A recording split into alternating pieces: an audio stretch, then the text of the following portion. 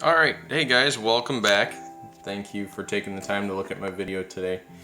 Today I'm just continuing my journey with Atrantil and want to share with you what I've been experiencing days 4 through 8. So, again, I'm just going to do a quick disclaimer. I'm not affiliated with Atrantil in any form, fashion, or what have you. I'm just a customer who wants to share my experience with everybody. I know there's a lot of people out there suffering with SIBO, so if this is an answer, I want as many people to know about it as possible. So let's get started. I'm going to have a link in the description below for the Facebook group that I'm a part of, and they share a lot of their knowledge about different supplements and things that they've tried to help cure SIBO. They have a lot of good ideas. So if you're not a part of that group, please check it out. The link will be below. So first I'm going to talk about my diet. I posted a link on Facebook, and it was to the diet that I follow. Now some people might not be as far along in their journey as I am with SIBO. I think I've come a long way even since January of this year, and now it's July. So leaps and bounds better than what I was then. So I'm able to eat some things like salads and like eggs, and those things don't seem to bother me. Peanut butter. I'm able to eat a lot of fruits as long as they're on this list. So I'll share that list with you. The link will be down below, so you can check that out. It's not a one-size-fits-all diet, as it may or may not work for you, but I'll just kind of go over what I eat on a daily basis, and it kind of changes from day to day, but mainly it stays the same. So for breakfast, I'll have a cup of decaf coffee. I don't do caffeinated beverages anymore. I quit that in January as well. But I love the taste of coffee, so I had to reintroduce coffee. So I do decaf coffee, eggs, usually 2 to 3 eggs in the morning, maybe a banana or some strawberries, and I do maybe some peanut butter with some honey. That's a really good snack. I love that together. It can't just be any peanut butter though. It needs to be the natural stuff that doesn't have any added sugar. I use the Smucker's brand natural, which is excellent. I love the taste of it.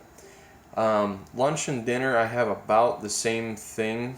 Not the same thing as breakfast, but for those 2 meals, I just eat pretty much the same foods. I get a good quality meat, either turkey, chicken, or fish, sometimes a pork chop. I either pan fry it, or this time of year, I grill it. I put a little bit of Lowry seasoning on it. Again, you may or may not be able to tolerate that. If not, salt and pepper is just fine. And then I usually stay away from beef. It just doesn't go good with me. It gives me like a brick sinking, lead sinker feeling at the bottom of my stomach that is just horrible. So I stay away from it as much as I can. And I also have a salad usually for dinner with homemade dressing, and I'll put a link down below so you guys can see what I put in my salad dressing, but it's pretty good. And my salad consists of spring mix, tomato, cucumber, some green onion usually, and I like to put some fruit in there, so I either throw some strawberries or some grapes in there. And then for a snack throughout the day, basically just whenever I get hungry, I take a banana and cut it up, mix it with some peanut butter and some honey, and it is absolutely delicious. And it holds you over too, because it's going to balance your blood sugar with that honey in it, and also the fat from the peanut butter is going to allow the sugars to release slowly into your bloodstream instead of giving you a sugar spike. So. But anyway, like I said, I'll leave a link below to my diet plan so you guys can check that out. I'm also updating a log daily for you guys, and I'll have a link below for that as well. But basically my log is consisting of my symptoms every day, and some notes as well. just kind of what's going on in my life other than the supplements, I guess. But anyway, I'll go over that with you real quick.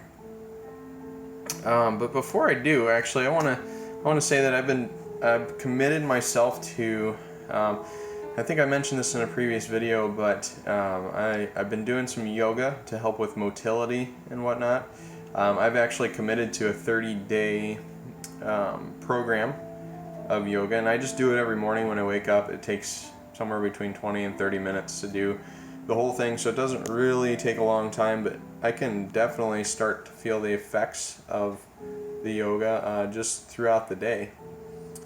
So I'll put a link, I guess, below for that as well. There's going to be a lot of links this time in the description, but that's okay.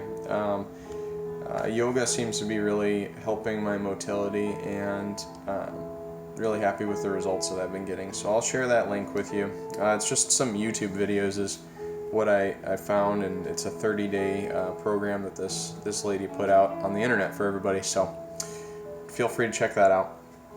So this is covering day 4 through 8. Day 4, well, let me go back to day 3 first. Day 3 was pretty normal bowel movement for me.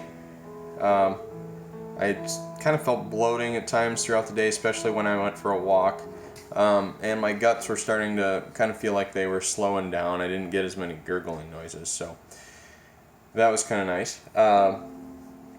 Day 4 was a normal looking bowel movement as well. It wasn't rushed. It almost felt like I was constipated.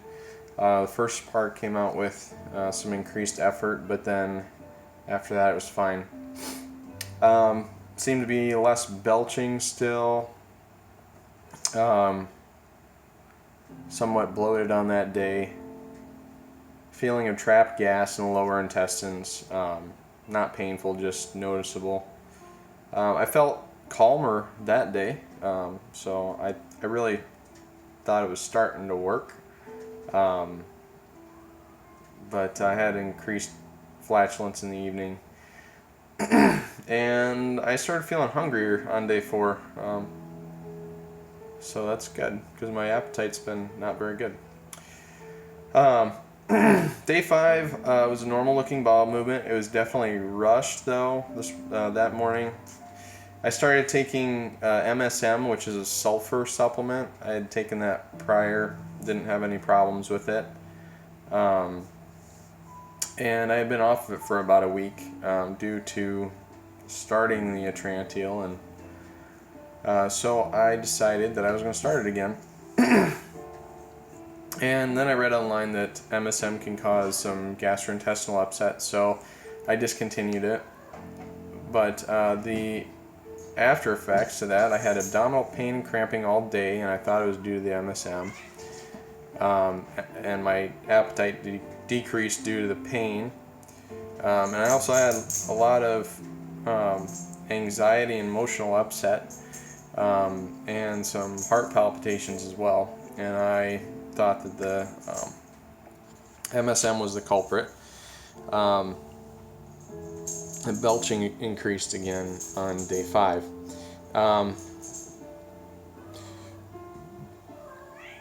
Belching now after some breakfast. The first part on day 6, the first part of my bowel movement was normal. The second part was absolutely pure diarrhea. I remember that day. Abdominal cramping was better on day 6 than on day 5, but the muscles in my abdomen still seemed to be tense. Tried to relax them with some yoga and abdominal massage. Had a little bit of success there. And I've had tightness and pain in my ileocecal valve area before.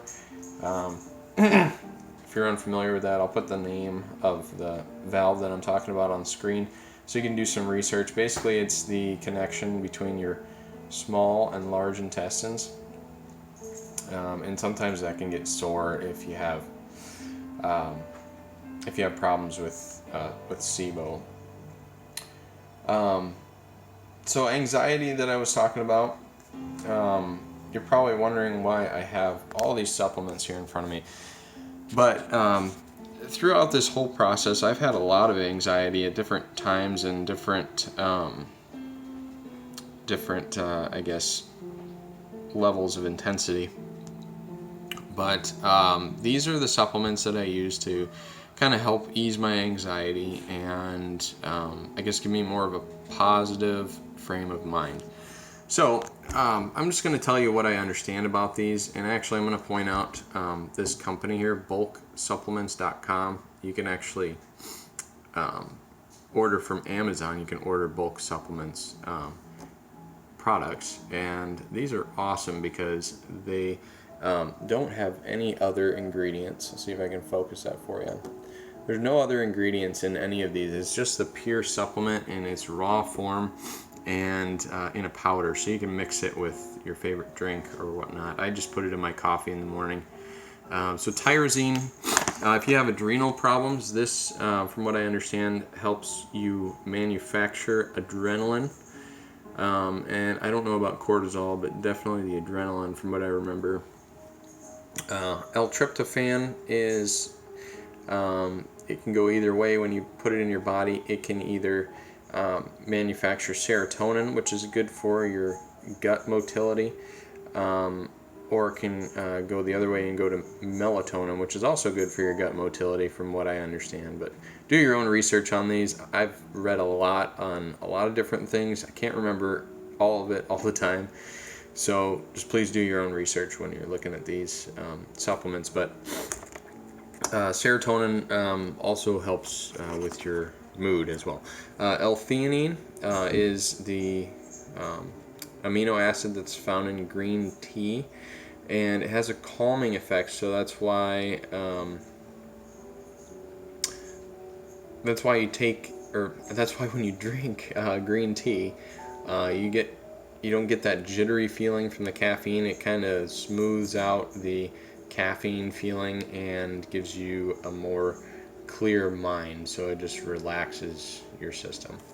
And the last one is Gaba. Now this is a natural neurotransmitter from what I understand, and this is what is made in your brain to kind of smooth out the I guess the anxiety. That's the best way I can think of it. But do your own research on these. These are the ones that help me a lot. I take them every day, and helps me be in a more positive state of mind and not think so much about what's wrong with me, but how I can fix what's wrong with me. So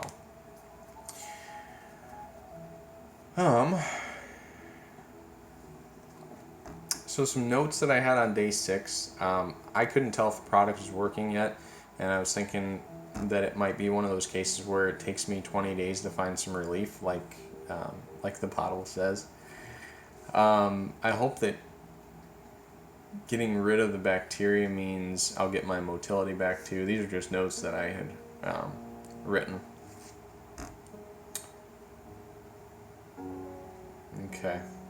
And I wrote that I kind of felt like I'm on a plateau. Like my symptoms aren't getting any worse, but they're not getting any better. So, day 7, the first part of my bowel movement was normal. The second part was unformed and loose. Not quite diarrhea though. The bowel movement seemed, again, somewhat urgent.